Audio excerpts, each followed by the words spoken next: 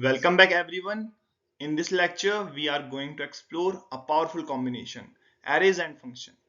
You have already seen how arrays helps us manage multiple values.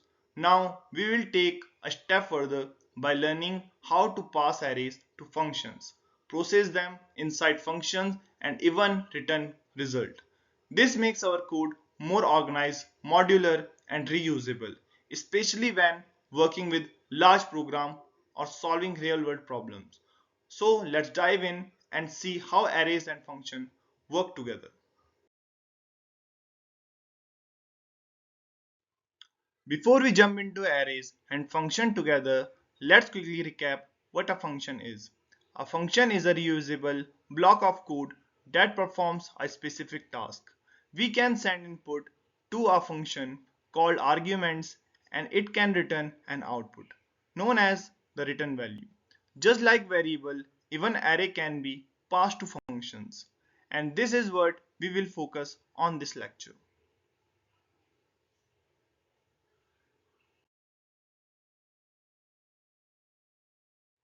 So why do we pass arrays to functions?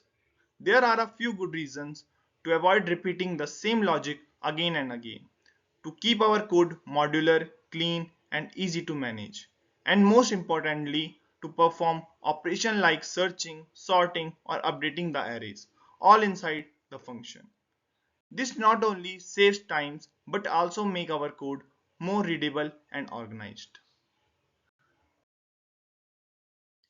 Let's start small. What if we want to pass just one element of an array to a function? Well, we can do that just like passing any normal variable. For example, call function and argument is array of element 2. Here we are passing the value stored at index 2 of the array.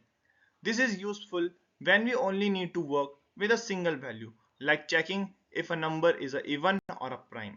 In some languages, we can also pass the address of the element, depending on whether we want to allow changes or not.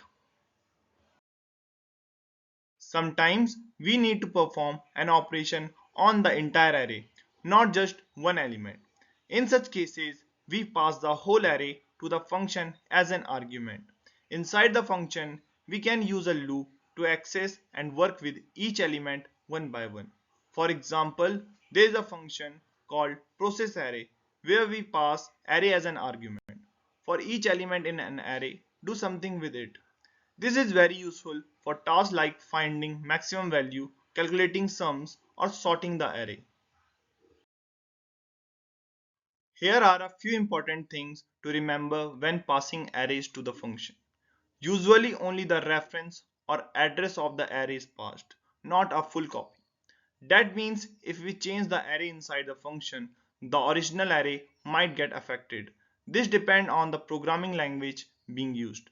Also, it's important to either pass the size of the array or use built-in method to get the length so that we know how many elements we are working with. Keeping these points in mind helps prevent common bugs and mistakes. That's it for today's session on arrays and functions. Now you understand how to pass both individual elements and entire array to functions and why it's such a useful approach in real world coding. In the next lecture, we will move ahead with more interesting array concept. Thanks for tuning in and see you in the next one.